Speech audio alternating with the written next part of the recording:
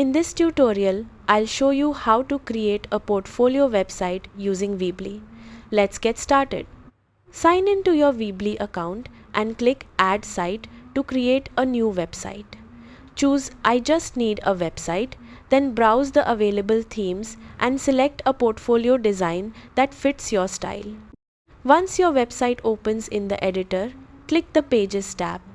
Add any pages you need, such as Home, Portfolio, About, and Contact.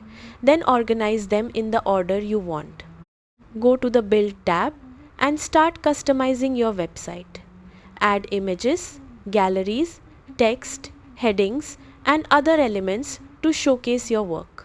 You can also edit the background, colors, and layout to match your personal brand.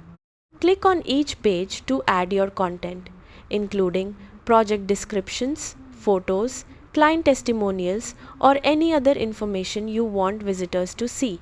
Preview your website to make sure everything looks the way you want on both desktop and mobile devices.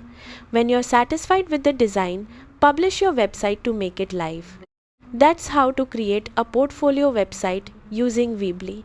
Thanks for watching.